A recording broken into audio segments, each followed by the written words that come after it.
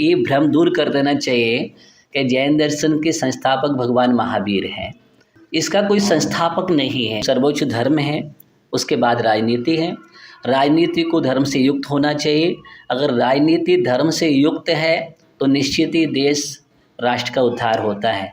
जिसने अपनी कामना और वासना को कंट्रोल कर लिया है वह जंगल में भी बैठ सकता है, समाज के बीच में भी बैठ सकता है, भी बैठ करके साधना कर सकता है। इस मुद्रा में साधना कठिन है, इसलिए हर कोई धारण नहीं कर पाता। जैन मुनि विशल्य सागर जी महाराज जी का पदार्पण हुआ है और अभी हैं ये शिव दुर्गा महावीर मंदिर फुर्जगढ़ा के प्रांगण में। जैन मुनि में एक श्वेतांबर और एक दिगंबर होते हैं। दोनों की मुख्य नियम क्या है कि निवस्त्र इस सामाजिक जीवन में अपने को विरक्त करना ये कितना कठिन है। मुख्यतः जैन दर्शन साधना और त्याग का मार्ग है। त्याग की सर्वोच्च साधना इसका लक्ष्य है। सबके अंदर परमात्मा शक्ति निहित है। कोई भी संसारी आत्मा ऐसा नहीं है जिसके अंदर शक्ति रूप में परमात्मा विराजमान ना हो।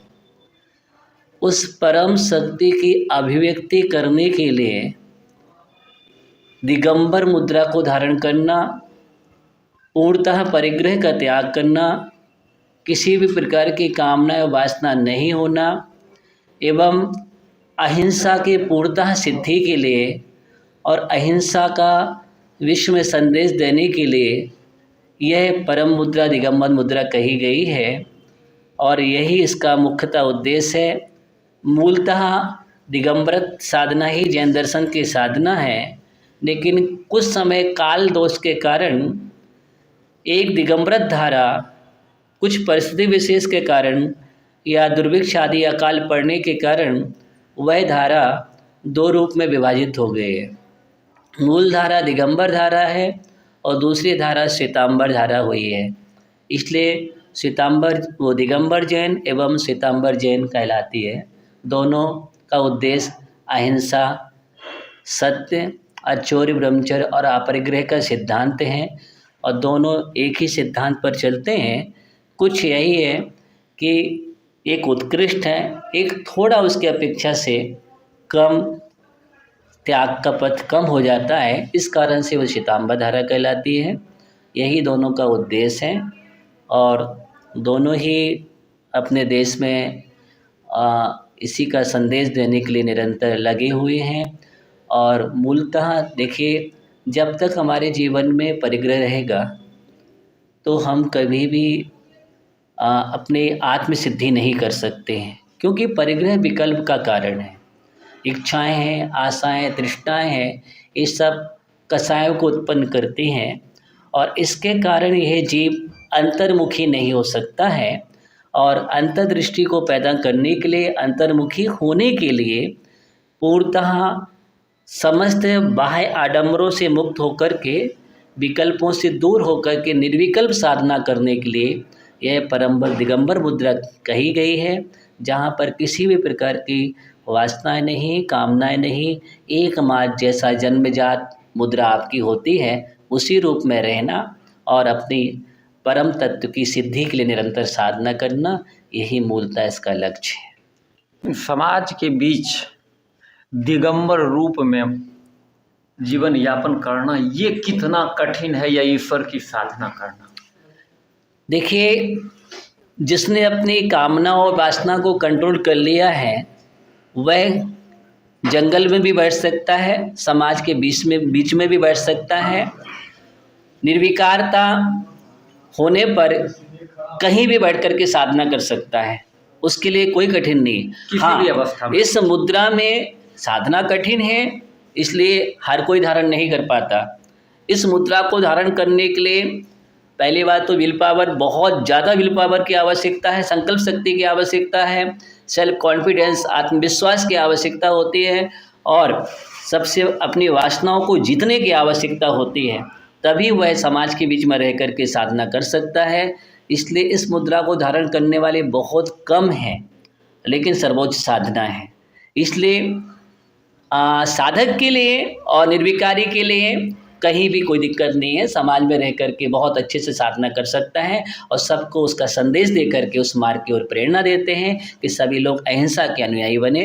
दया करुणा यही तो मुख्य उद्देश्य है, सभी धर्मों का उद्देश्य यही है, चाहे दया करुणा अहिंसा।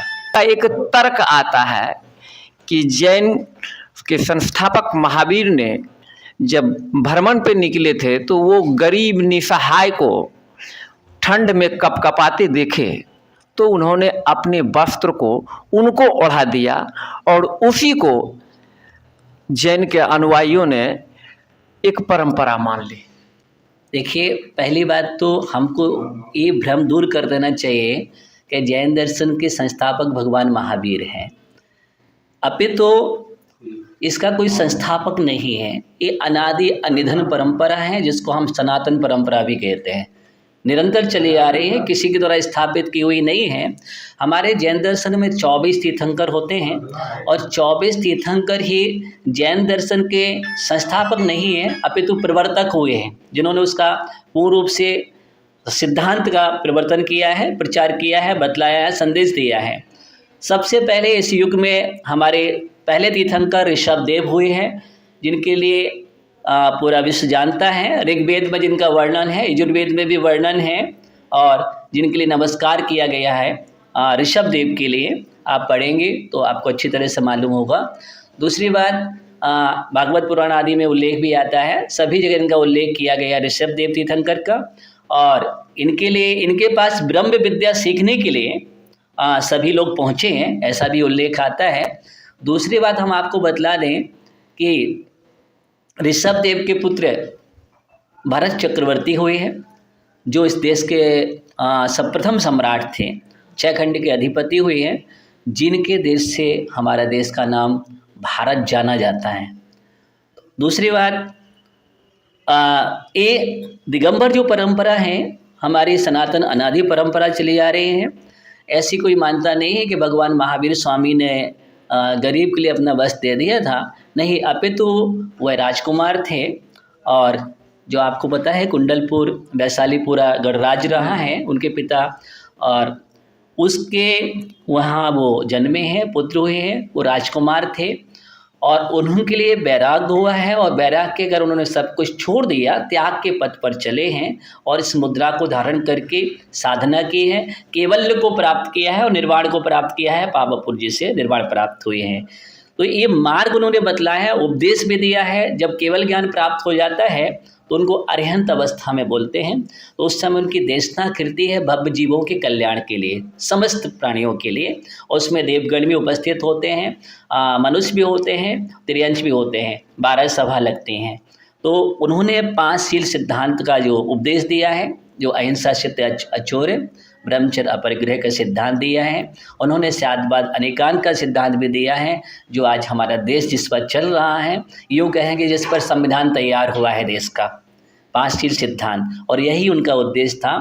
बाकी उन्होंने सबके लिए उपदेश दिया है, चाहे गरीब हो, चाहे अमीर हो, चाहे मध्यम वर्ग का हो, सभी के लिए उन्होंने यही कहा है कि सभी लोग अच्छा आचरण करें, अच्छा व्यवहार करें, अच्छा सोच रखें, मानव तो सभी के अंदर हो, और सभी को यही सिखाया है कि जैसे आपकी आत्मा है वैसी आपकी भी आत्मा है, तो सबके साथ अच्छा व्यवहार किया जाए, चाहे वो गरीब हो चाहे अमीर हो, ये भेदभाव नहीं होना चाहिए। यही कारण है कि वो सम्राट होने पर भी सबका त्याग कर दिया, सारा परिग्रह का त्याग कर दिया, और बतलाया है कि वे जो वैभव है, संपदा है, ये सुख का कारण नहीं है, ये शांति का कारण नहीं है, इसलिए सुख और शांति का कारण आत्म साधना है, उस पद पर बढ़ो और सभी जीव के लिए अच्छी दृष्टि से देखो, अच्छी निगाहों से देखो, चाहे वो त्रियंश भी हो चाहे गरीब हो, सबका सहयोग करो, ये मानवता है, सब पर दया करुणा करो, किसी की हिंसा मत करो, किसी को कष्ट मत दो।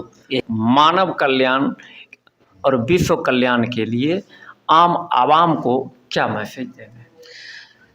हमारी ओर से पूरे देश के लिए, समाज के लिए और सभी अनुयायियों के लिए, सभी साधर्मी बंधुओं के लिए, सभी मत में जो साधना कर रहे हैं, उन सब के लिए यही संदेश है कि सभी लोग, पहली बात मानव सेवा, जो मानवता है वह सब में होना चाहिए, और यहाँ से ही सबके जीवन में पहली बात हम सबको बस्तियों कुटुंबकम की भूमिका होना चाहिए, विश्व मैत्री की भावना होना चाहिए, आपस में सहिष्णुता और भाईचारा होना चाहिए, ये संदेश है। और सभी लोग अहिंसा, दया, करुणा के पथ पर चलें और सबके जीवन में सुख शांति हो, एक दूसरे का सहयोग बटाएं और हमारी भी वृद्धि हो, समाज की भी वृद्धि हो, देश और राष्ट्र की वृद्धि हो। इसके लिए सभी लोग अच्छा आचरण करें, एक आदर्श नागरिक बने, यही सबको संदेश है। एक आखिरी सवाल कि धर्म और राजनीति को अभी किस रूप में देखते हैं? देखिए, धर्म और राजनीति के विषय में बात करते हैं तो सर्वोच्च धर्म है, उसके बाद राजनीति है। राजनीति को धर्म से युक्त होना चाहिए। अगर राजनीति धर्म से युक्त है तो निश्चित ही देश राष्ट्र का उद्धार होता है, और जब राजनीति धर्म से विहीन हो जाती है तो वो पतन का कारण बन जाती है। हमारा यही सोच है। तो आप सुन रहे थे महाराज जी को, बन रहे सृजन समाचार के साथ। नमस्कार।